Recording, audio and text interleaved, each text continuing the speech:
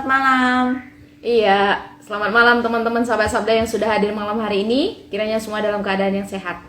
Iya, kita semua sangat berharap teman-teman sudah siap hari ini untuk melakukan PA bareng.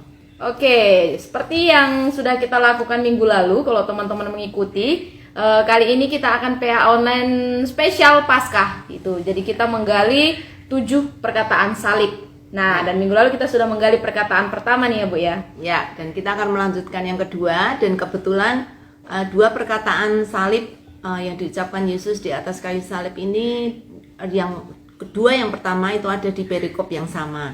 Jadi kita akan mengulang sedikit tentang perikop yang lalu sebelum nanti kita akan mulai. Mungkin ada yang pertama kali bergabung, mungkin kita perkenalan sedikit. Ya. Nama saya Roma. Nama saya Yulia. Iya, dan kita yang akan jadi host dalam acara PA online bareng.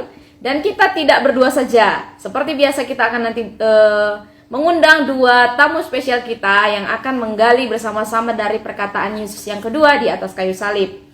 Nah, di sini juga saya sudah melihat ada teman-teman juga yang sudah mulai hadir. Selamat malam semuanya, selamat bergabung dan kiranya nanti stay sampai akhir. Ya, dan juga jangan lupa bukan hanya menonton, tetapi Anda bisa berinteraksi dengan kami dan dengan teman-teman semua melalui kolom komentar.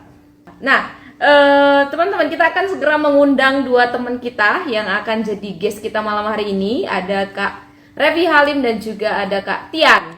2 rekan yang saya maksud. Nanti kita akan mendapatkan pelajaran-pelajaran yang akan dibagikan oleh kedua guest kita. Iya. Oke, halo, selamat malam semuanya. Selamat malam Kak Revi.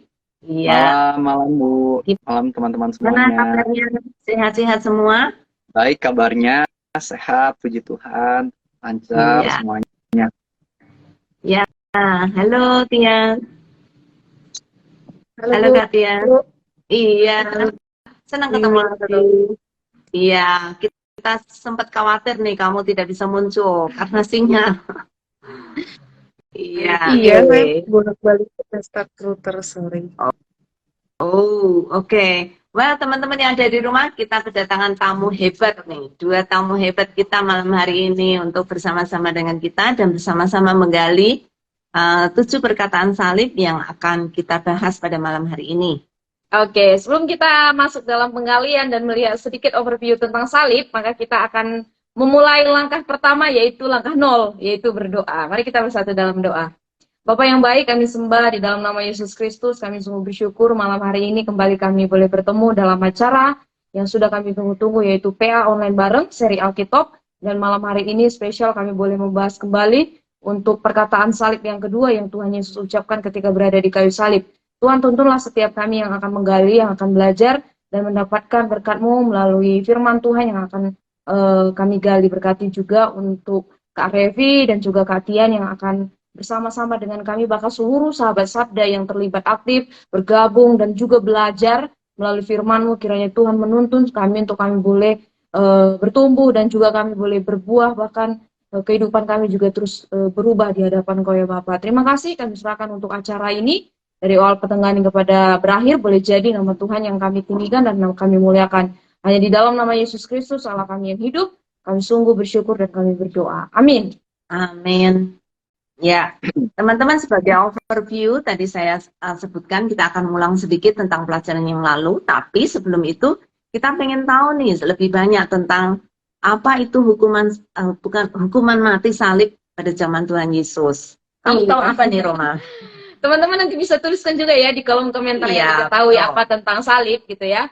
Nah, hukuman salib ini juga merupakan satu hukuman yang sebenarnya ini bukan hukuman dari bangsa Yahudi gitu ya. Ini bukan tradisi Yahudi gitu ya. Kalau Yahudi kan biasanya pakai dirajam pakai batu atau digantung dan lain sebagainya. Nah, salib ini bukan hukuman yang dari perjanjian lama ya, tetapi salib ini merupakan diciptakan oleh bangsa Persia di abad ke-6 sebelum Masehi dan akhirnya ditiru oleh bangsa Kartago dan akhirnya disempurnakan lagi oleh bangsa Romawi. Nah, ketika zaman Yesus kan dunia sedang dikuasai oleh bangsa Romawi ya. Jadi ini jadi salah satu cara yang sangat ekstrim yang diberikan kepada setiap orang-orang yang jahat, yang paling terkutuk, yang paling jahat. Jadi ini jadi hukuman terberat dan terkejam untuk setiap penjahat kelas kakap gitu ya, atau kaum pemberontak yang ada saat itu. dan termasuk para budak juga yang melakukan kesalahan yang tidak bisa dimaafkan kayak gitu. Jadi mereka wajib mendapatkan salib. Ketika raja memutuskan engkau harus disalibkan, maka terdakwa yang sudah akan dapat hukuman salib ini nanti biasanya akan dipukuli dan juga akan dilucuti, bahkan sampai membawa salib ke tempat penyalipan, dan sampai akhirnya mereka juga mati di atas kayu salib. Nah, ini jadi hukuman terberat bagi orang-orang yang penjahat saat itu. Penjahat politik khususnya ya. Tahu nggak bagaimana orang Romawi ini mengambil atau mengadopsi hukuman salib ini dan dibawa ke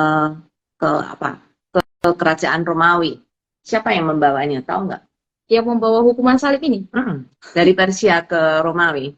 Kalau nggak salah ini bangsa Kartago ya? Atau mungkin?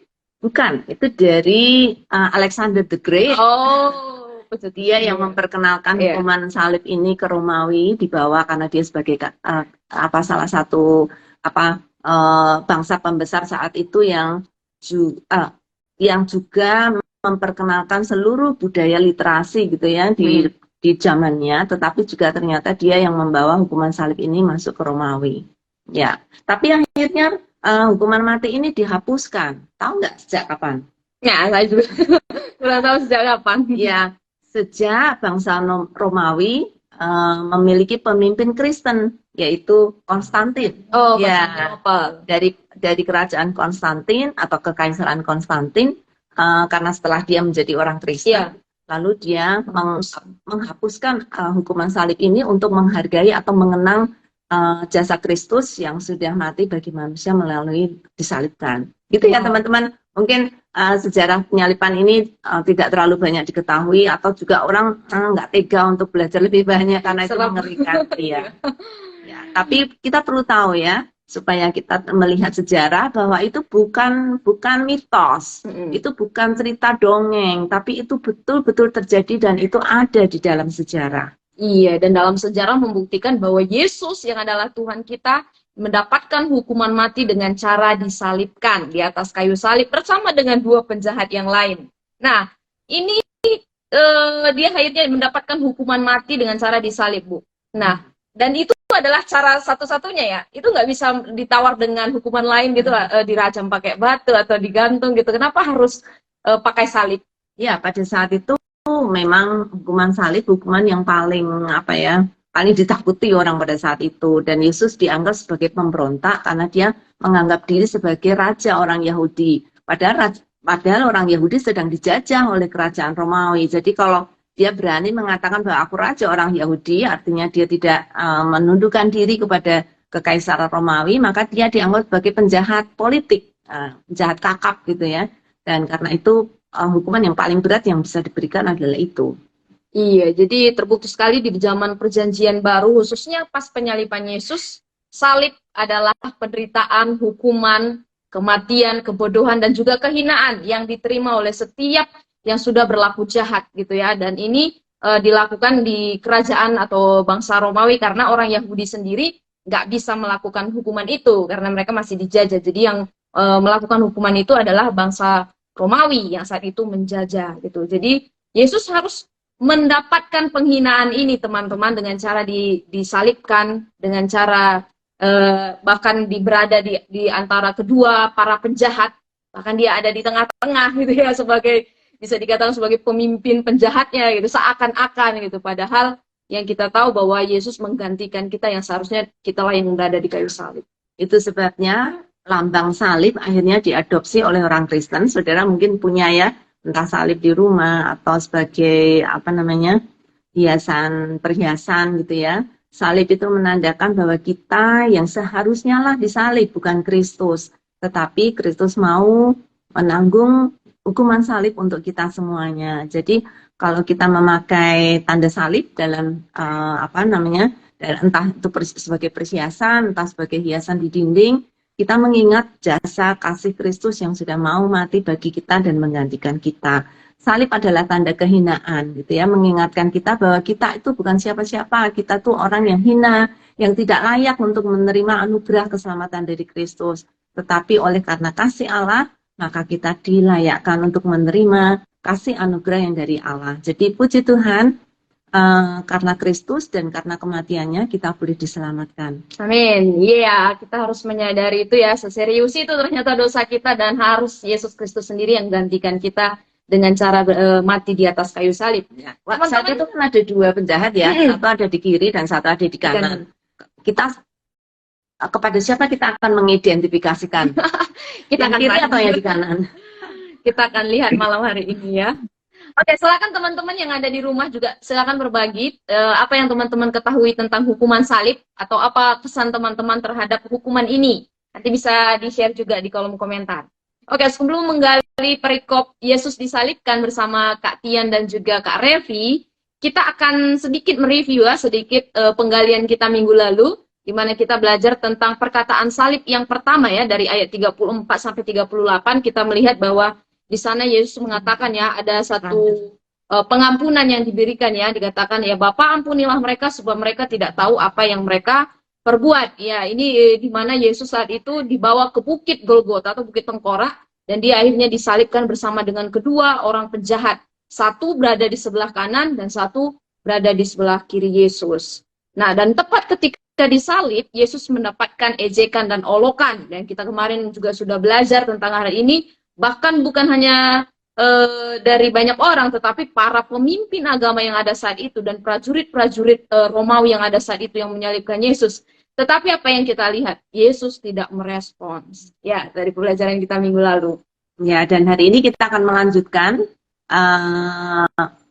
separuh dari perikop yang lalu, sehingga kita akan, karena kita sudah melihat apa yang sudah dilakukan, penggalian yang dilakukan tentang mengampuni pada minggu yang lalu, kita melihat bahwa kata pengampunan atau Kristus mengatakan pengampunan sebelum semua hal yang akan terjadi dalam hidupnya itu berlaku gitu ya. Jadi luar biasa bahwa sebelum semua orang melakukan ejekan, olokan, bahkan mematikan dia sudah mengampuni lebih dahulu. Ya, kita akan lanjutkan dengan bagian kedua dari perikop Yesus disalibkan dari ayat 39 di dalam Lukas pasal 23. Silakan teman-teman bisa membuka Alkitab dalam Lukas 23 ayat 39 sampai 43 dengan Kak Tian dan juga Kak Revi malam hari ini ya. Kita akan bacakan dulu untuk ayat-ayatnya yang terdapat dari Lukas 23 ayat 39. Saya akan bacakan. Seorang dari penjahat yang digantung itu menghujat dia, katanya, "Bukankah engkau adalah Kristus? Selamatkanlah dirimu dan kami." Tetapi yang seorang menegur dia, katanya, "Tidakkah engkau takut juga tidak kepada Allah, sedang engkau menerima hukuman yang sama? Kita memang selayaknya dihukum, sebab kita menerima balasan yang setimpal dengan perbuatan kita. Tetapi orang ini tidak berbuat sesuatu yang salah." Lalu ia berkata, "Yesus, ingatlah akan aku apabila engkau datang sebagai raja." Kata Yesus kepadanya, "Aku berkata kepadamu, sesungguhnya hari ini juga engkau ada bersama-sama dengan aku di dalam Firdaus." Ya, kita sudah melihat bagian kedua dari perikop Yesus disalibkan, dan sekarang kita akan ngobrol, menggali bersama Kak Tian dan juga Kak Revi. Nah, saya akan ke Kak Tian dulu nih, Kak. Kita lihat ya overview dari perikop yang bagian yang Yesus disalibkan ini. Pertanyaannya adalah bagaimana salah satu penjahat yang juga digantung bersama-sama dengan Yesus yang mengejek Yesus. Kalau kita lihat dari ayat 39. Iya, dari Kak Tian dulu. Oke. Suara saya aman ya? Aman, bagus. Iya, kalau kita baca bersama ya teman-teman di Lukas 23 ini, ejekan yang diberikan tentu saja ini adalah sebuah ejekan yang dimulai dengan kalimat tanya tuh menurut saya udah lebih dari mengejek ya. Dia berkata, "Bukankah engkau adalah Kristus, gitu, selamatkanlah dirimu dan kami." Jadi saya pikir itu ejekan yang diberikan kepada Kristus tidak dimulai dengan sebuah statement, tapi dimulai dengan kalimat tanya, gitu. Sebuah kalimat tanya retoris ya. Iya. Jadi karena ejekan, jadi nggak perlu dijawab ya, sudah tahu gitu ya. Iya. Jadi salah satu penjahat yang gimana? Lanjut ya. Oke. Oke. Nah, selanjutnya Kak Revi nih. tadi Kak Tian sempat bilang ya, engkau adalah Kristus ya, kalimat tanya ini. Bagaimana penjahat itu tahu bahwa Yesus adalah Kristus? Oke, ya jadi kita bisa melihat juga ya bagaimana pada zaman itu kan anggapannya Tuhan Yesus juga lewat perkataan-perkataannya. Mungkin kalau kita yang di zaman sekarang baca Alkitab kadang-kadang kita nggak gitu ngerti, tapi orang-orang pada zaman tersebut bisa mengerti dari perkataan Tuhan Yesus bahwa Tuhan Yesus lagi memberikan statement bahwa dirinya lah Sang Mesias yang selama ini ditunggu-tunggu oleh bangsa Israel gitu. Jadi contohnya kalau misalnya kita perhatikan Tuhan Yesus kan ada mengatakan kayak inilah aku, atau mungkin ketika Tuhan Yesus mengatakan I am the way, the truth, and the life gitu ya, ayat yang mungkin banyak di antara kita tahu gitu. Jadi banyak kalimat Tuhan Yesus secara nggak langsung Tuhan Yesus lagi bilang aku tuh Mesias, Kristus nih yang kalian lagi tunggu-tunggu, dan itu adalah berita yang tersebar gitu kepada orang-orang Yahudi dan juga orang-orang non-Yahudi yang ada pada zaman itu. Makanya aku percaya penjahat ini juga bisa menyebut Yesus dengan sebutan Kristus karena dia udah mendengar kabar tentang Yesus datang sebagai Mesias juga gitu. Tapi ya permasalahannya adalah orang ini pakai kata Kristus ini bukan karena dia mengakui Yesus sebagai Kristus, tapi ya karena dia pengen mengejek Tuhan Yesus. Mungkin kurang lebih seperti itu. Ya, memang ada beberapa kemungkinan ya. Kemungkinan penjahat ini sudah pernah mendengar ketika Yesus mengajar, ketika Yesus melakukan pelayanan dimanapun berada. Tetapi jika andai kata penjahat itu sama sekali belum mendengar tentang Kristus sebelumnya, tetapi baru saat itu dia bertemu betul-betul dengan Kristus, dari mana dia tahu? Bisa kita refer dengan ayat-ayat sebelumnya, yaitu ketika para pemimpin agama itu mengejek, dia Mesias. Nah, kata Mesias dan Kristus itu sama artinya.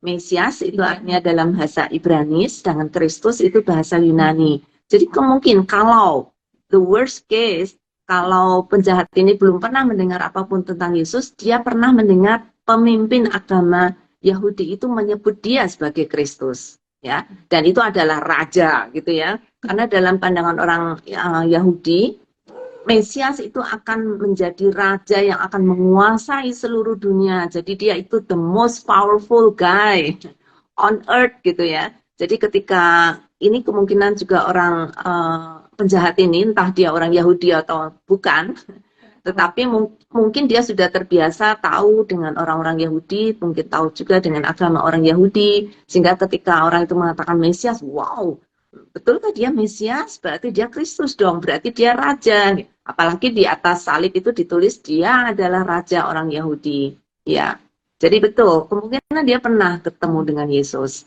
Iya, bahkan mungkin Yesus viral itu ya, sampai penjahat sendiri pun tahu siapa Yesus.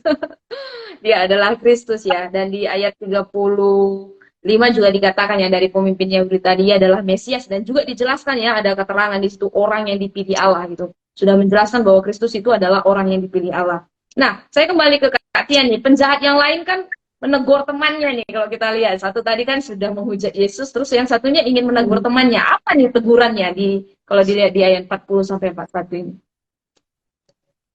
Ya, di ayat 40 saya pikir jelas di sana ya dibilang bahwa tegurannya gitu ada. Kalau saya sih teguran kalimatnya kan, kalimat tegurannya kan seperti ini.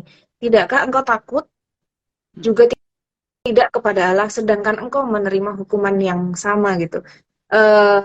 Jadi sepertinya si penjahat yang menegur ini dia menegur sama-sama penjahat gitu ya. Teguran yang pertama adalah menurut saya, apa kamu nggak takut kepada Allah? Ini orang yang barusan kita dengar bahwa dia adalah Mesias dan Kristus gitu. Apakah kamu tidak takut kepada Allah gitu? Kemudian kalimat yang kedua setelah kalimat tanya yang itu, menurut saya menarik ya, yaitu sedang engkau menerima hukuman yang sama gitu. Jadi saya pikir si penjahat yang menegur ini dengan kalimat yang pertama, dia mengasumsikan temannya ini tahu bahwa yang disalib ini adalah Mesias atau Kristus gitu. Tapi yang kalimat tanya yang kedua, si penjahat juga seperti ingin menanyakan begini sih menurut saya. Kalaupun kamu nggak percaya bahwa ini adalah Mesias, kita ini kan bertiga sedang mengalami penderitaan yang sama gitu. Apakah kamu tidak punya rasa empati atau belas kasihan gitu? Kok malah mengejek gitu sih? Saya pikir ini dua pertanyaan yang menurut saya cukup dalam gitu ya, meskipun cuma dua kalimat yang disambung, tapi si penjahat ini menegur temannya dengan dua poin yang menurut saya sangat tajam sih. Apakah engkau tidak takut kepada Allah? Dan yang kedua, eh, kalaupun kamu tidak takut kepada Allah gitu ya, eh, apakah kamu tega menanyakan hal itu kepada orang yang juga sedang sama-sama menderita bersama dengan kamu? Itu sih menurut saya tegurannya ya. Ya, mereka sama-sama menderita, tetapi dua penjahat ini layak untuk terima. Kenapa? Karena yang Mesias ini tidak bersalah. Karena di dalam kalimat selanjutnya, orang ini berkata, orang ini tidak berbuat satu kesalahan pun. Kita sama-sama menderita. Untuk kita fair, tapi untuk orang ini nggak fair gitu, karena dia nggak bersalah. Bukan lucu ya, tetapi herannya penjahat ini mengakui bahwa Kristus tidak bersalah. Dari mana ya dia tahu?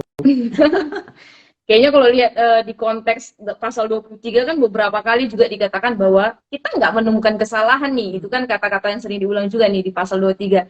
Bahkan Pilatus sendiri beberapa kali bilang kita nggak menemukan kesalahan nih sama Yesus ini gitu. Mungkin itu jadi salah satu poin ya, di mana dari sikap Yesus juga yang berada di kayu salib, terus dari bagaimana juga pendapat tentang apa ya, kesalahan yang sudah ditelusuri ternyata tidak ada, itu bisa membuktikan bahwa para penjahat ini tahu yang dilakukan Yesus sebetulnya tidak ada yang salah, gitu. Tidak melakukan suatu kesalahan apapun.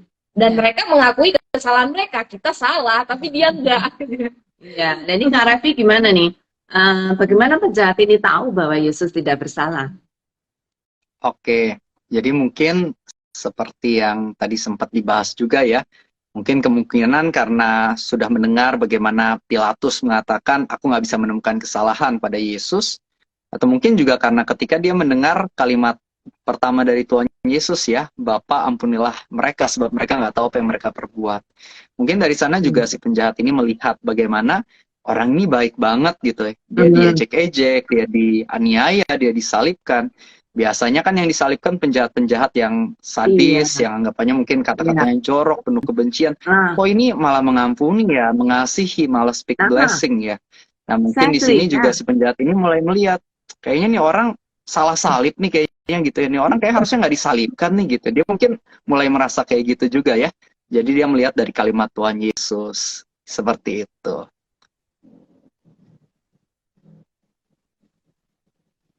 Koneksinya seperti muter ya.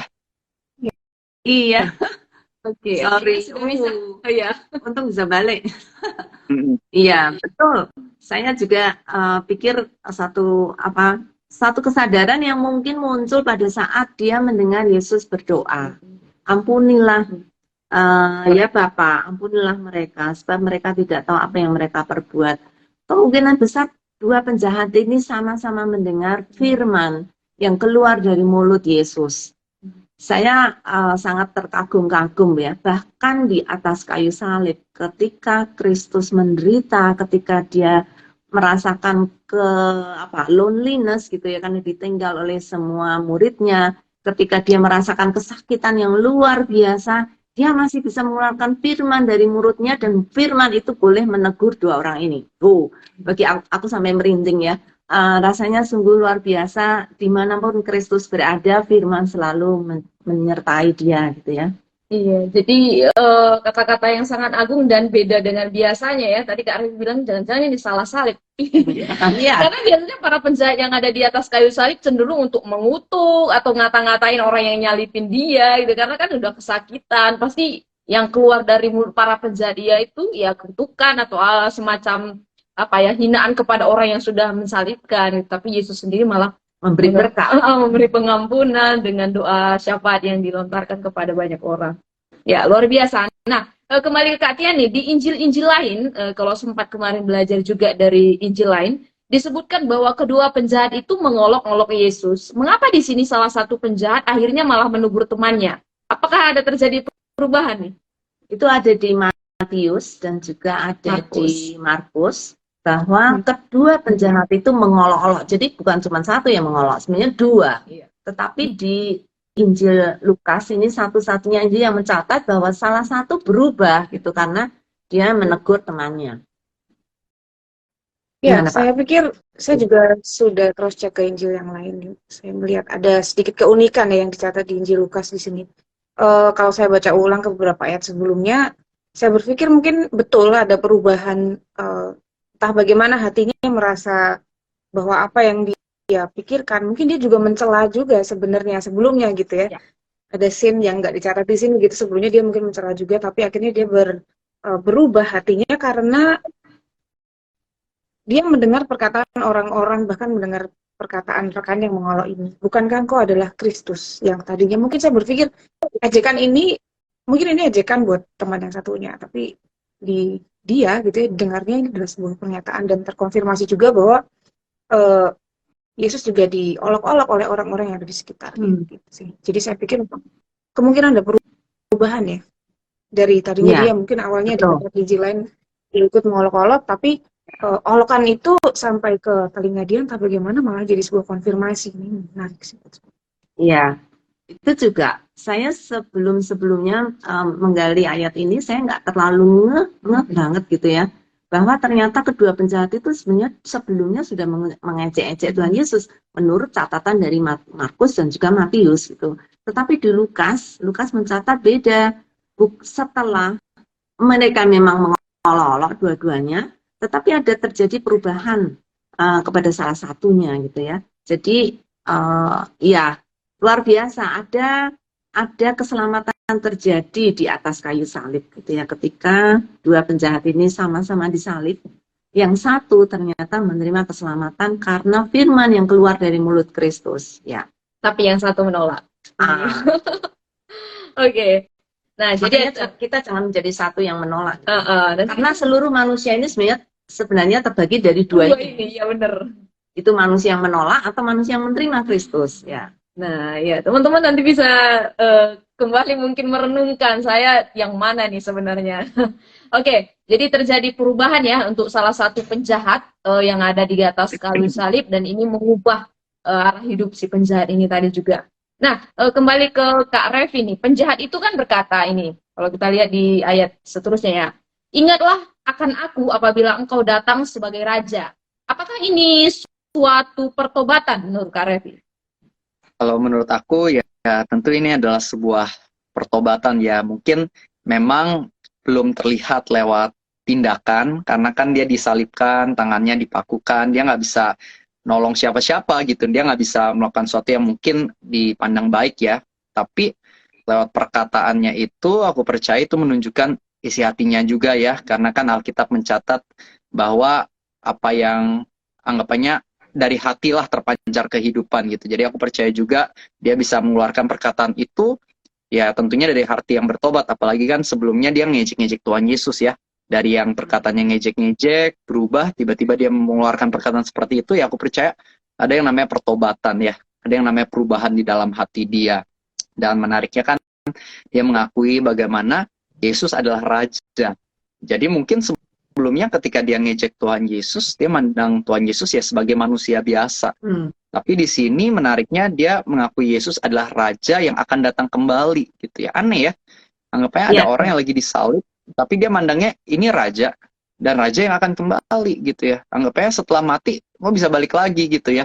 Jadi secara nggak langsung dia lagi mengakui bahwa engkau sungguh adalah Sang Mesias gitu ya. Anggapnya engkau adalah bukan manusia biasa, tapi rajanya bukan raja biasa juga, raja yang spesial, yang berbeda dengan raja yang lainnya gitu. Jadi kurang lebih ya dia bertobat sekaligus mengakui siapa Yesus Kristus itu.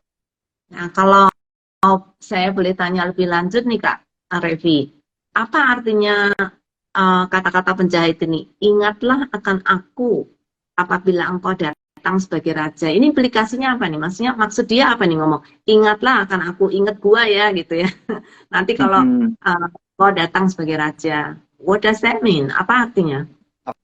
Oke, kalau misalnya dari pandangan aku, dia mengatakan itu, menurut aku itu mulai menunjukkan yang namanya kerendahan hati.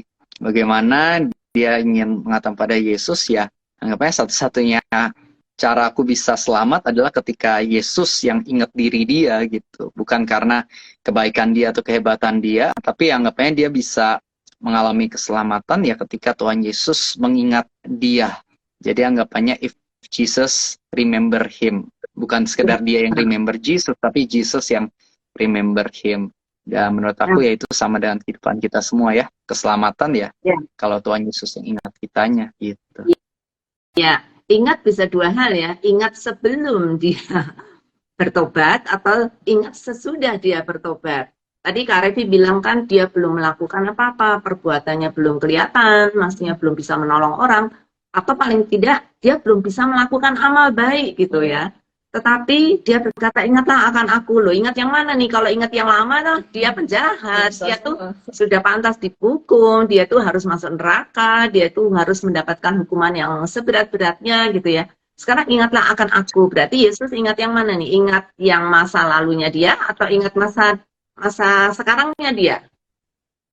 Kalau misalnya menurut aku tentu adalah ya ingat yang saat ini ya, yang sudah bertobat. Karena kan Alkitab juga mencatat bagaimana dosa kita yang merah seperti kirmizi telah dibuat menjadi putih seputih bulu domba ya. Dikatakan bagaimana dosa kita kan dijauhkannya dari timur ke barat ya. Anggapannya ya diri kita yang berdosa itu kalau kita mau bertobat, ya Tuhan beneran ampuni. Jadi ketika Tuhan mengingat kita, Tuhan mengingat kita yang sudah dikuduskan. Bukan karena perbuatan baik kita, tapi ya oleh karena darah Yesus Kristus yang telah menguduskan kita yang punya banyak salah tadinya. Seperti itu. Iya.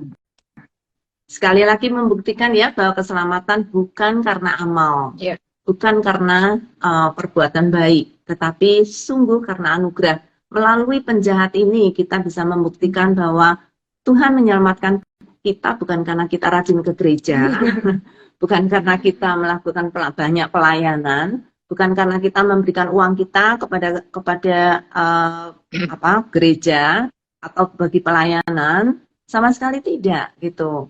Penjahat ini membuktikan bahwa Yesus tidak melihat itu sebagai satu barter gitu untuk mendapatkan keselamatan, tetapi Kristus sungguh memberikan keselamatan hanya karena kasih karunia yang Tuhan berikan kepada kita. Sungguh luar biasa, ternyata peran penjahat ini luar biasa untuk menolong kita tahu ya bahwa bukan karena kita baik. Iya, membuktikan banget ya di detik-detik terakhir belum sempat pelayanan, belum sempat turun salib dan lakukan kebaikan, tetapi kita percaya dalam Kristus ada kepastian, bukan mudah-mudahan, tetapi dia pasti bersama-sama dengan Kristus. Amin. Nah, dari Kak Tian nih, apa kesan Kak Tian, nanti ke Kak Revi Alim bisa dilanjutkan, tentang peristiwa dari perikop ini, tentang kisah dua penjahat dan juga Yesus nih? Yang berkesan buat saya sih sikap si pendosa yang bertobat ini ya. Dia tahu dirinya salah, kemudian dia menunjukkan sikap yang menurut saya sangat rendah hati dan mengingatkan saya sekali gitu bahwa orang yang bersalah seharusnya merasa bersalah gitu. Tapi merasa bersalahnya bukan yang kayak terintimidasi, nggak bisa tidur gitu ya. Tapi justru ini rasa bersalah yang menuntun kita kepada kasih karunia gitu. Dan perkataan penjahat ini sangat sangat menegur saya sekali bahwa Kristus ini tidak salah, tapi dia disalahkan karena kita gitu, karena manusia gitu.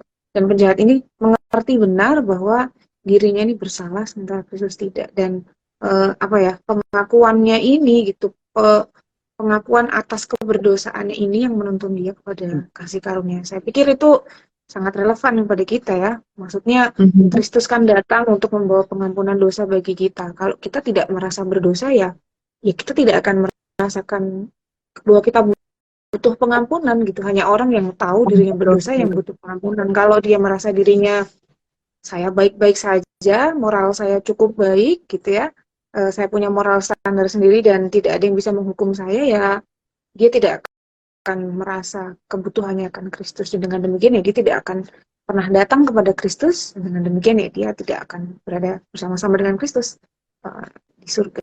Ya. Gitu sih. Teman-teman yang di rumah, kita belajar satu poin yang luar biasa pada malam hari ini ya, bahwa pertobatan harus dimulai dengan pengakuan diri, pengakuan siapakah kita di hadapan Kristus. Kita sebagai orang berdosa, tanpa kita mengakui bahwa kita adalah orang berdosa, tidak mungkin kita akan menjalani pertobatan. Thank you Kak Tian. Iya. Gimana dengan Kak Revi?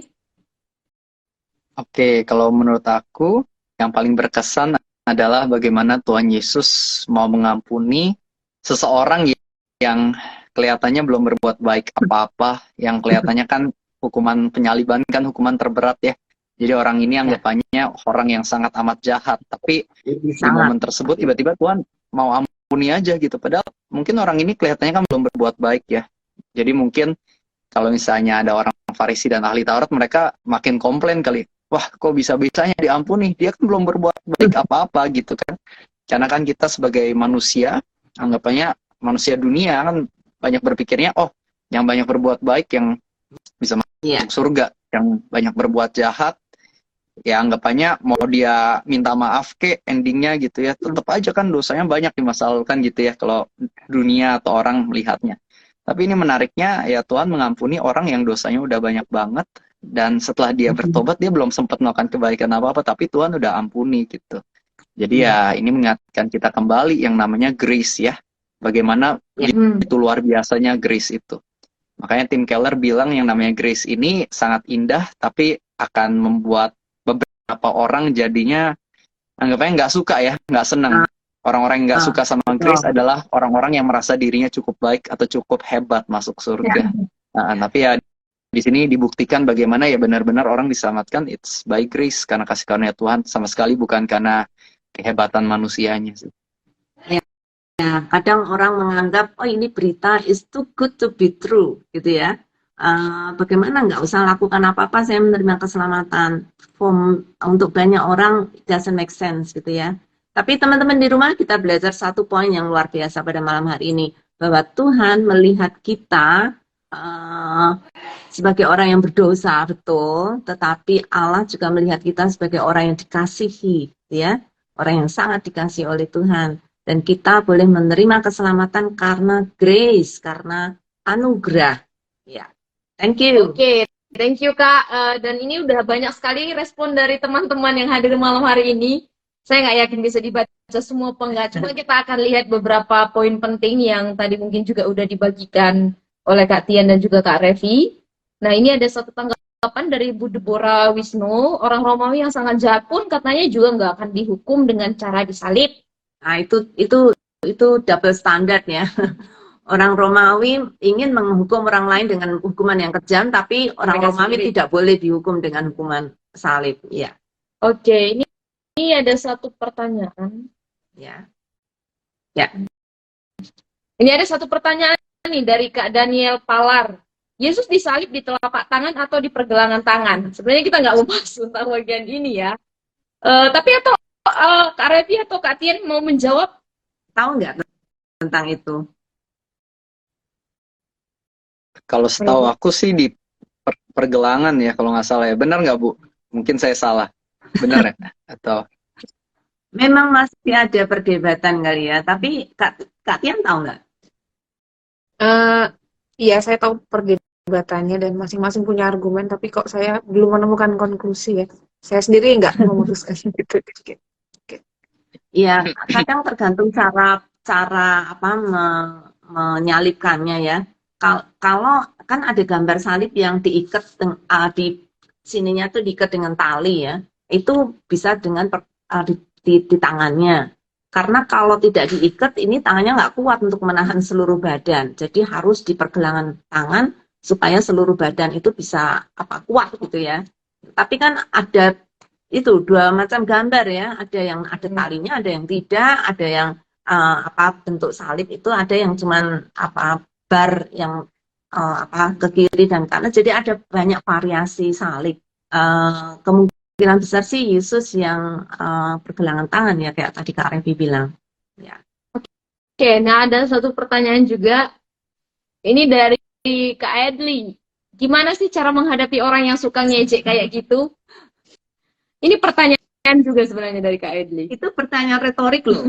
Sudah dijawab oleh ayat firman Tuhan kemarin. Apa yang dilakukan Yesus coba? Yesus tidak merespon. Oh, Yesus tidak merespon. Jadi kita ikut Yesus ya.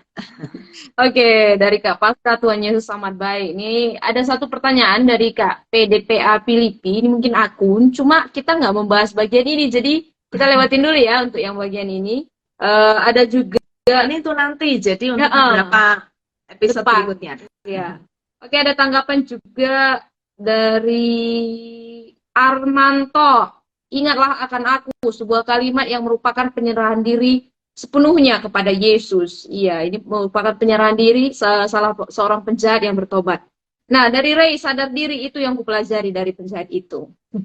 Oke, ada satu pertanyaan nih Kak dari Kak Septian. Apakah berarti pengakuan si penjahat akan Yesus di ayat 42 ini punya andil membuka hati Yesus untuk memberi dia keselamatan atau firdaus? Kebalik dong, Nikos. Kebalik. Orang ini sudah mendengar firman dari Yesus dulu tentang pengampunan, gitu ya. Jadi dia tahu bahwa Yesus akan mengampuni dosanya juga. Jadi yang membuka hati adalah firman.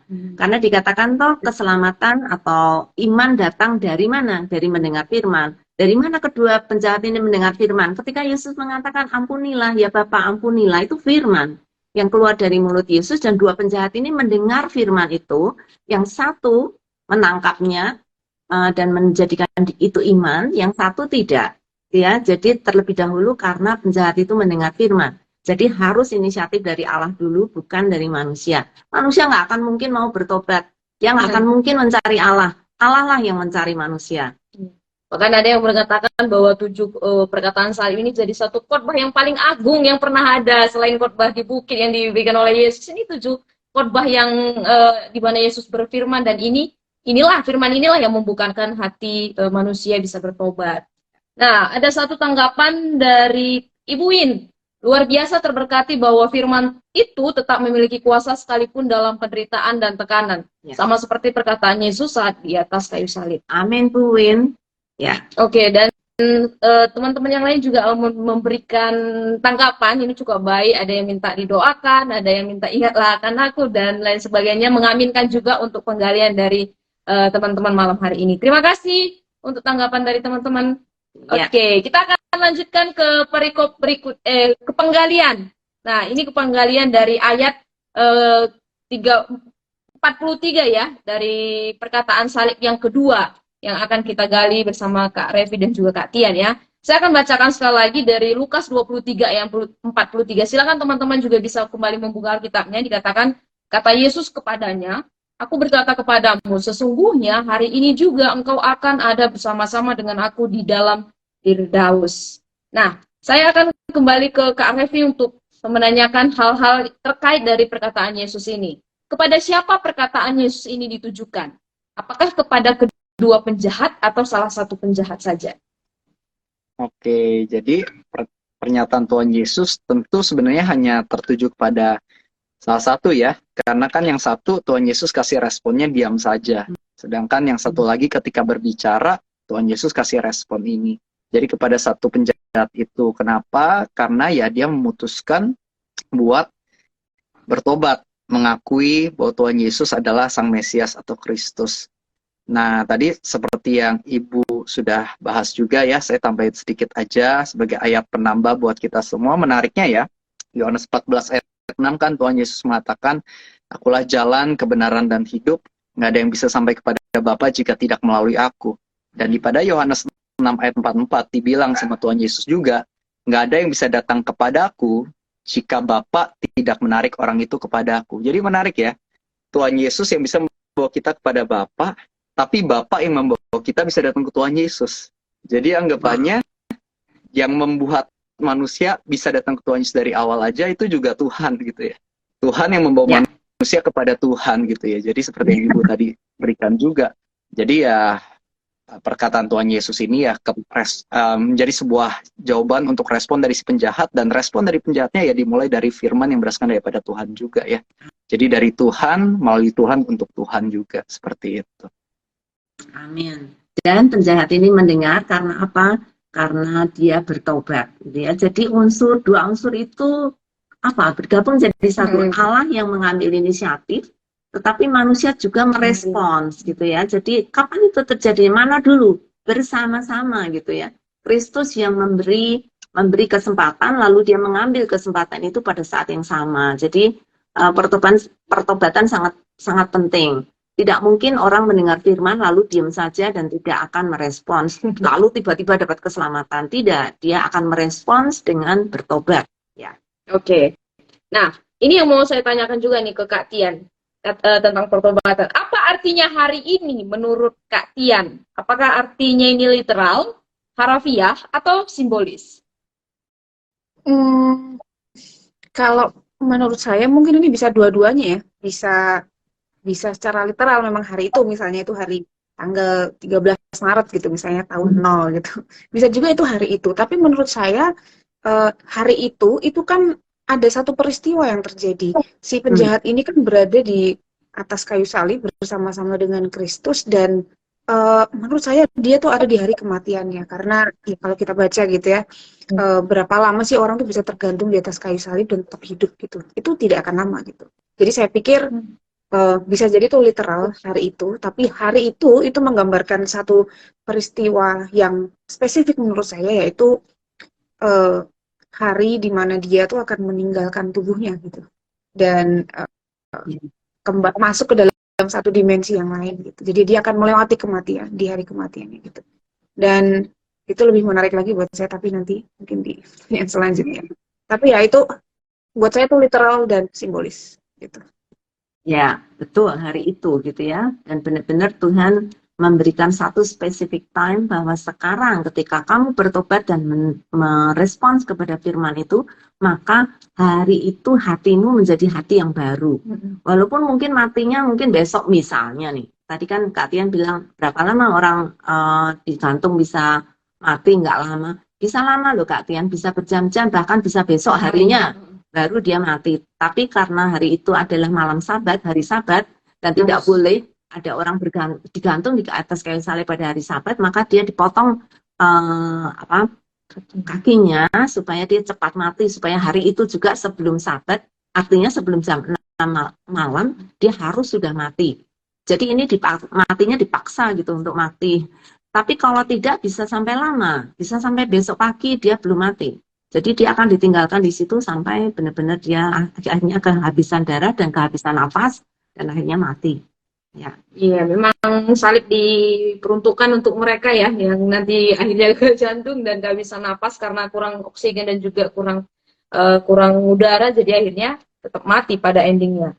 Nah, dan di ayat ini juga dikatakan ya, engkau ada bersama-sama dengan aku di dalam Firdaus. Nah, ini menurut Kak Revi, apakah berarti hari itu penjahat ini tidak akan mati?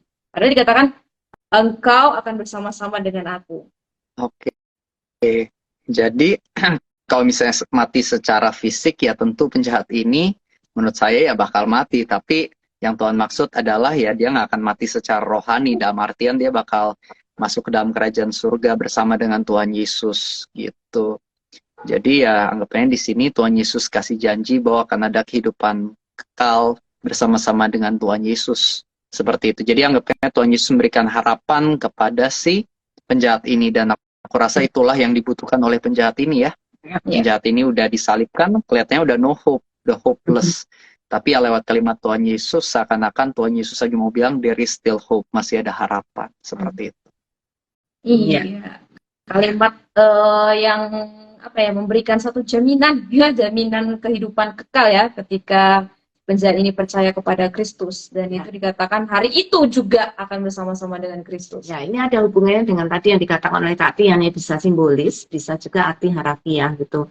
Yang jelas arti harafiahnya adalah pada hari itu, maka ketika dia bertobat dan firman Tuhan itu sungguh melahirbarukan dia, maka dia secara rohani yang dulu mati sekarang hidup. Tetapi badannya sebentar lagi dia akan mati gitu. Tetapi jiwanya atau rohnya akan hidup oleh firman yang dia percaya. Ya. Oke, dan saya akan lanjutkan pertanyaan, masih sehubungan dengan engkau ada bersama-sama dengan aku di dalam Firdaus. Nah, apakah menurut Kak Tian berarti penjahat ini tidak akan mendapatkan hukuman kematian kekal? Atau dengan kata lain, penjahat ini mendapatkan keselamatan dan akan mengalami hidup kekal bersama Yesus? Menurut saya iya, karena janji yang diberikan oleh Tuhan Yesus ini sangat jelas ya, engkau akan ada bersama-sama dengan aku. Jadi instead of tempatnya di mana Firdaus, tapi kebersamaan Yesus dengan dia ini yang menyelamatkan dia gitu. Jadi menurut saya sih iya gitu ya, dia tidak akan mendapatkan hukuman mati kekal karena dia ada bersama-sama dengan Kristus sendiri di tempat di mana Kristus berada. Dan Firdaus ini kan erat kaitannya dengan Taman Eden ya, selalu diasosiasikan dengan Taman Eden adalah kondisi sempurna di mana Allah pada mulanya menciptakan manusia, tidak ada dosa, tidak ada kejahatan di sana, dan kondisi ideal di mana seharusnya manusia itu diciptakan. Jadi bisa Amen. Ya, ya. Oke ya. Jadi satu tempat yang di mana manusia sudah menikmati kemuliaan bersama dengan Yesus, di mana dia sudah menyediakan tempat itu bagi orang yang percaya kepada dia. Dan pastinya penjahat itu juga sudah ngalamin itu ketika dia mati saat itu juga. Nah, menurut Kak Revi nih, apakah penjahat ini layak menerima keselamatan? Bagaimana dengan semua kejahatan yang ia lakukan sebelumnya? Tadi sempat dibahas sedikit sih di depan. Oke, Oke, silakan. jadi ya tentu sebenarnya penjahat ini nggak layak ya diampuni ya. Dan termasuk setiap dari kita, sebenarnya setiap dari kita kan berdosa juga ya. Jadi kalau misalnya ditanya layak atau nggak layak ya nggak layak. Nggak ada satupun manusia yang layak diampuni, nggak ada satupun manusia yang layak masuk surga sebenarnya. Seperti itu jawabannya. Terus bagaimana dengan kesalahan-kesalahan kita yang lalu? Makanya kenapa kita diselamatkan kan bukan karena perbuatan baik kita ya, tapi karena kasih karunia Tuhan Yesus. Karena anggapannya, makanya kenapa Tuhan Yesus perlu datang dan menebus dosa kita ya. Kan menarik ya, kata-kata yang dipakai bukan Tuhan ilangin dosa, tapi Tuhan menebus. Kalau menebus kan artinya ada hutang yang dibayar sama Tuhan Yesus. Gitu. Jadi ya dosa-dosa kita yang lama gimana? Bukannya Tuhan ilangin, bukannya Tuhan tutup mata ya. Karena Tuhan kita ada Tuhan yang maha adil. Kalau pelanggaran udah dilakukan, hukuman harus dijatuhkan, hukuman harus dijalani gitu. Tapi ya kalau misalnya anggapnya bukan manusianya yang jalani, termasuk bukan si penjahat ini yang jalani, pertanyaan kan siapa yang akan jalani ya? Jawabannya adalah Yesus yang ambil hukuman itu buat kita. Seperti itu. Betul. Sangat menarik sekali teman-teman di rumah. Jadi semua kesalahan kita kemana? Ditanggung oleh Yesus di atas kayu salib, bukan dihapus, bukan tiba-tiba push, hilang gitu ya. Tetapi semua kesalahan penjahat ini, termasuk kesalahan kita, semua ditanggung oleh Kristus di atas kayu salib. Itu sebabnya kematian Kristus sungguh kematian yang mengerikan, karena semua dosa manusia ditanggung pada saat yang sama oleh Kristus. Ya, ya. Iya, itulah salib ya. Tadi kita sudah melihat bagaimana Kristus dianggap sebagai orang terkutuk, padahal kitalah yang terkutuk sehingga kita bisa dibenarkan. Nah, kalau demikian, menurut Kak Tian, apa dasar keselamatan yang diberikan kepada manusia? Atas dasar apa nih keselamatan yang diberikan kepada manusia? Untuk pertanyaan itu saya pikir perkataan Paulus di Efesus 2 ayat 8 ya, by grace through faith, itu cukup merangkum apa yang terjadi di percakapan yang terjadi di salib ini bersama dengan salah satu penjahat, yaitu diberikan dengan kasih karunia tapi melalui iman gitu. Kalau lewat kasih karunia saja itu akan jadi kasih karunia yang disia-siakan gitu ya. Ya, orang akan tetap jahat tapi dia tidak pernah menyadari keberdosaannya. Kalau tidak pernah menyadari keberdosaannya, ya untuk apa Kristus menebus dia gitu kan. Tapi true faith artinya sebenarnya yang dilakukan penjahat yang bersama-sama dengan Yesus di Firdaus ini, dia memang tidak sempat melakukan banyak kebaikan, nggak sempat beribadah, nggak sempat melayani dan sebagainya. Tapi dia sempat untuk melakukan satu hal, yaitu percaya. Itulah by grace through faith, seperti yang dibilang oleh Bu Yulia. Tadi saya setuju banget. Oleh kasih karunia, tapi melalui iman. Bukan oleh kasih karunia, tapi boleh orangnya cuek aja. Ya udah, hidup sesuatu kamu tidak mengakui Kristus sebagai Mesias, tidak mengakui Kristus sebagai Tuhan, dan hidup seenaknya sendiri gitu ya, tapi by grace through faith. Karena kasih karunia, tapi melalui iman. Jadi itu dua hal yang bekerja bersama-sama yang menurut saya. Tadi saya setuju sekali dengan Bu Yulia. Ya, menarik sekali apa yang dikatakan oleh Kak Tian ya. Bukan karena iman, tapi melalui iman, through faith. Banyak kita mungkin salah mengerti ya, kita diselamatkan karena apa?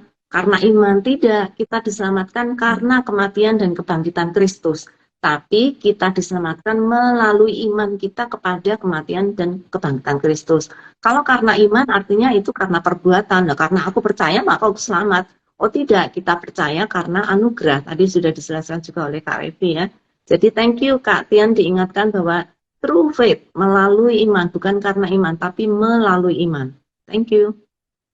Oke, nah pertanyaan sebelum kita masuk aplikasi, menurut Kak Revi, apakah saat ini atau teman-teman singkat aja ya, apakah Anda yakin bahwa Yesus pasti menyelamatkan Anda dan mengapa? Oke, Siapa dulu jadi ya? kalau jawabannya, ya jawaban kalau dari aku adalah yakin. Kenapa yakin? Karena Tuhan Yesus sudah sungguh-sungguh mati di atas kayu salib untuk menebus dosa kita. Jadi Tuhan Yesus bukan cuma janji bakal berkorban buat kita, tapi ya beneran sudah melakukan pengorbanan itu. Jadi itu sudah terjadi. Jadi kenapa kita bisa yakin kita masuk ke dalam surga bukan karena perbuatan baik kita ya, sekali lagi ya. Karena kita kadang-kadang merasa, oh kalau misalnya aku hari ini lagi saat teduhnya baik, atau mungkin misalnya hari ini kita lagi baru pelayanan di gereja, kita pikir masuk surga nih. Cuman kadang-kadang mungkin kesalahan kita berpikir, oh kalau kita lupa doa, lupa saat teduh di sebuah hari, atau mungkin di hari itu kita marah-marah, kita sempat ngatain orang, misalnya kita pikir, waduh, gimana ya tadi udah ngatain orang nih, aduh belum pelayanin hari ini, waduh kok matinya hari ini masuk neraka nih. Kadang-kadang kan kesalahan kita kayak gitu ya. Jadi Nah jadi nanti keluar masuk makanya, neraka ya. iya, makanya jadi aku mungkin cara kita bisa lebih nangkapnya adalah seperti hubungan seorang bapak dengan anak aja sih. Dan anggapnya anak bisa melakukan kesalahan ya, tapi kan seorang bapak yang baik, anaknya nggak dibuang dari kartu keluarga ya, tapi tetap disayang, tetap dididik gitu. Dan aku percaya anak yang berbakti ke orang tua kan bukan berarti sempurna, nggak pernah melakukan kesalahan ya, tapi meskipun melakukan kesalahan, dia benar-benar ya sayang sama papanya gitu. Meskipun ada kesalahan, dia melakukan yang the best gitu buat papanya. Jadi kalau misalnya ditanya, yakin masuk surga nggak? Yakin. Yakinnya bukan karena aku sempurna, tapi karena aku tahu kasih Tuhan kepadaku yang begitu sempurna di tengah kegagalan aku ini gitu. Oke. Kak Tian gimana Kak? Saya akan menjawab iya. Yang pertama, saya setuju dengan Kak Revi karena peristiwa itu, kematian dan kebangkitan Kristus yang menebus manusia itu sudah terjadi gitu.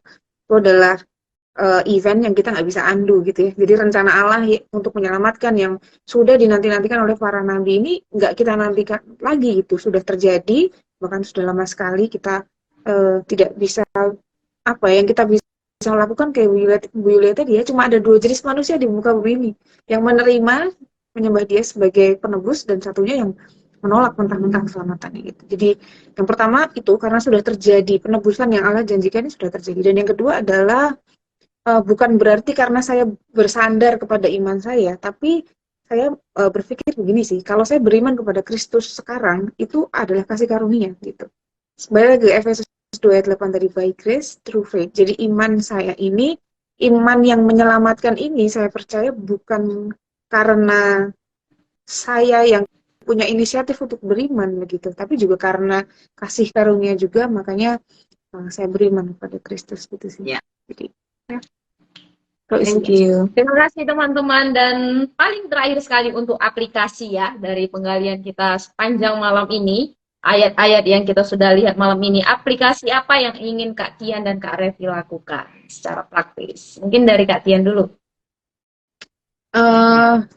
Kalau saya sih mungkin aplikasinya gini ya, karena yang kita baca ini kan tentang penjahat yang rendah hati gitu di depan Kristus, mengakui keberdosaan, sehingga Kristus melihat kepada dia dan diselamatkan. Jadi yang pertama sih ketaatan yang perlu saya lakukan mungkin dalam saat teduh saya setiap hari gitu. Saya perlu untuk apa ya istilahnya, mengingat apa yang sudah Kristus lakukan gitu. Kalau ada satu quotes ya dari Martin Luther gitu, we need to remember the gospel every day because we forget the gospel every day gitu. Itu benar banget sih, tanpa kita hidup dan mengingat kenapa kita bisa hidup gitu ya, saya pikir kita akan lost sih, hilang dari apa yang sebenarnya kita akan lost dari rencana yang sudah Tuhan berikan pada kita. Jadi aplikasi saya yang pertama adalah saya akan terus mengingat Injil di dalam keseharian saya. Bahkan ada banyak hal yang di sekitar kita yang sepertinya itu kejadian biasa, tapi itu bisa jadi sebuah reminder bahwa kehidupan kita ini adalah kehidupan karena kasih karunia. Dan yang kedua adalah saya pikir setelah percaya gitu ya, apa sih yang kita bisa lakukan untuk menaati teks yang barusan kita baca ini adalah tentunya meneruskannya kepada orang lain. Keselamatan yang kita peroleh karena kasih karunia ini sudah di tangan kita, sudah kita syukuri, kita terima tiap hari, kita ingatkan pada diri kita setiap hari. Lalu apa? Saya pikir hal yang paling eh, terdekat yang kita bisa lakukan ya tentu bercerita kepada orang lain ya tentang kasih karunia ini. Saya nggak kebayang berapa banyak orang di sekitar kita yang masih berpikir bahwa Allah belum mengampuni mereka dan mereka perlu jungkir balik gitu ya, utara, selatan, timur, barat melakukan sesuatu supaya Allah berbelas kasih kepada mereka. Dan saya pikir ini adalah sebuah kabar baik yang tidak boleh kita simpan sendiri.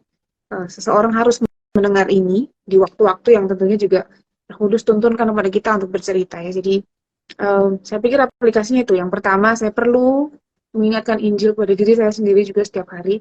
Dan yang kedua adalah tentunya cara sederhananya tentu bercerita kepada orang lain tentang pengampunan dari Allah ini. Amin. Ya. Terima kasih Kak Tian. Kak Revi?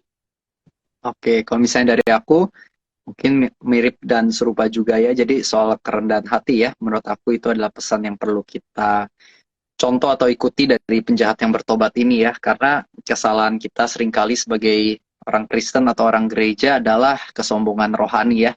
Karena banyak orang juga yang karena mereka mungkin gereja, mereka punya jadwal pelayanan, mereka mungkin telah ya meninggalkan beberapa dosa lama, dan mereka jadi malah sombong, merasa dirinya lebih hebat, lebih baik, lebih layak masuk surga dibandingkan teman-temannya yang masih hidup dalam dosa ya. Kadang-kadang itu kesalahan kita.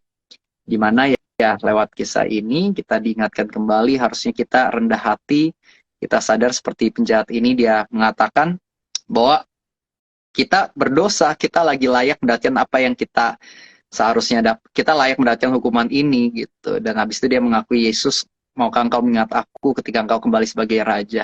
Jadi aku rasa itu adalah pesan atau sesuatu yang bisa kita aplikasikan setiap hari untuk mengingatkan diri kita adalah orang berdosa yang diselamatkan kasih karunia ya. Karena semakin kita aware akan hal ini, semakin kita rendah hati. Semakin kita rendah hati, semakin kita juga bisa melakukan apa yang baik, yang benar, yang sesuai dengan kehendak Tuhan di dalam kehidupan kita. Karena orang-orang yang akan masuk surga pada akhirnya bukanlah orang-orang yang merasa dirinya layak masuk surga. Tapi orang-orang yang bakal masuk surga adalah orang-orang yang sadar dirinya nggak bisa masuk surga sebenarnya tanpa Tuhan Yesus. Kurang lebih seperti itu. Betul, ya. Thank you. Oke, nah ini waktu kita sudah mepet, tapi responnya banyak sekali ini. Kita akan bacakan satu-satu, Bu. Yuk, cepet aja. Oke, ya. Ada beberapa tanggapan nih dari teman-teman yang hadir. Ada juga tadi yang membagikan pokok doa. Ini, oke, ada pertanyaan nih. Dari Maestro Cox. Maaf, mau tanya hubungan keselamatan dengan Roma 6:23, upah dosa adalah maut. Terima kasih, Kak.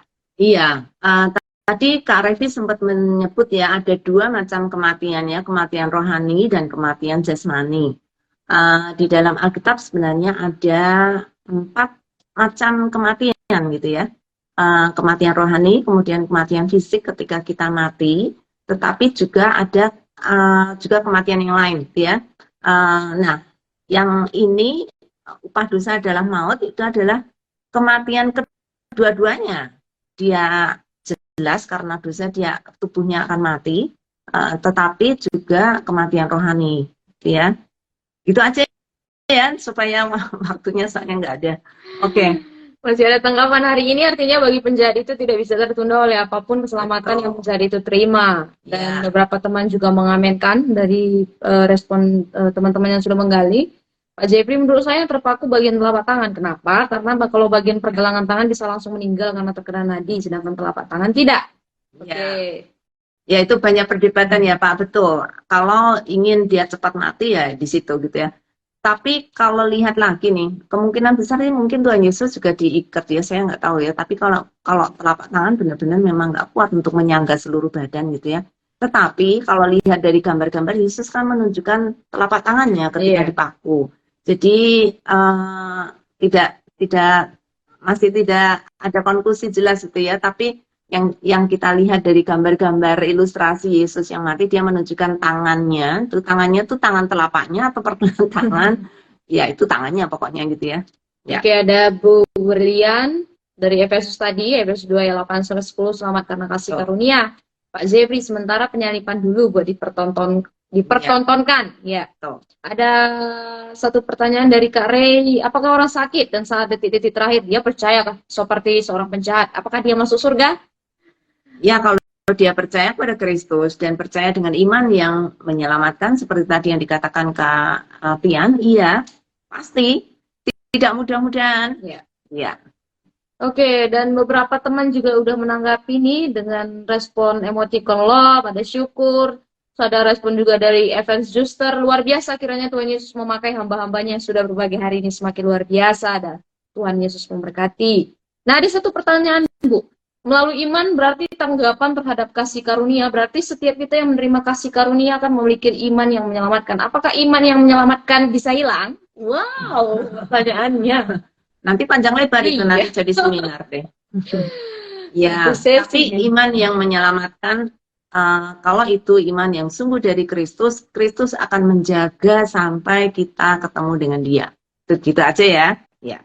Jadi bukan karena usaha kita, iman itu terus akan kita pegang, tetapi karena Kristus yang memegang kita. Nah, saudara, kalau saudara berdoa, jangan berdoa, Tuhan saya ingin memegang tangan Yesus supaya saya tidak kehilangan Tuhan. Loh, salah. Tangan kita tuh terlalu lemah untuk memegang Kristus. Berdoanya begini, Tuhan peganglah tangan saya, karena tangan Kristus itu jauh lebih kuat daripada tangan kita memegang Dia. Gitu ya. Oke, dan beberapa respon lagi juga mengaminkan untuk penggalian hari ini. Dan ada satu pertanyaan terakhir, kiranya bisa dijawab nih. Tapi patokannya bukan di gambar-gambar ya, Bu? Iya tadi. Iya, betul. Ini ada dari Ibu siapa nih? Oh, Ibu Gaby Lady. Ya. Bagaimana dengan orang yang hidup di zaman sebelum Kristus? Apakah mereka masuk surga? Wow. Kalau mereka beriman kepada keselamatan yang dijanjikan oleh Allah, iya Bu. Itu jawaban pendeknya ya. Oke, terima kasih. Pada akhirnya hari ini kita bisa melakukan penggalian dari Lukas 23 ayat 43. Terima kasih untuk Katian, terima kasih untuk Kak Revi, dan seluruh sahabat sabda yang hari ini luar biasa datang banyak sekali. Kiranya kita semua juga diberkati. Ya, saya sendiri belajar banyak malam hari ini ya. Minggu lalu sudah belajar tentang penyalipannya, di mana Yesus memberikan pengampunan ya, dengan doanya tadi juga kita lihat sedikit juga. Dan di perkataan kedua yang hari ini juga kita lihat bahwa satu keselamatan juga disediakan oleh Yesus kepada setiap orang yang percaya kepada Dia. Jadi keselamatan yang di dalam Kristus itu bukan keselamatan mudah-mudahan akan diselamatkan, enggak, tetapi keselamatan pasti, karena jaminan hidup kekal sudah ada di dalam tangan Yesus. Dan saya bersyukur dari 3 penjahat ini tadi ya, belajar bersama-sama ya. Satunya mati terhadap dosanya gitu ya, dia menolak Kristus. Satunya mati karena dosa karena dosa-dosanya, dan dia percaya kepada Kristus, tetapi Yesus sendiri mati bagi dosa-dosa kita ya. Ada 3 jenis di sini ya tentang sifat dosa yang yang ada di atas Golgota, tetapi Yesus mati untuk dosa-dosa kita, karena dosa-dosa kita. Ya, bersyukur untuk penggalian hari ini. Ya, saya bersyukur dengan aplikasi dari Kak Tian bahwa kita akan menjadi pemberita kabar, akan menjadi saksi Kristus ketika kita sudah diselamatkan.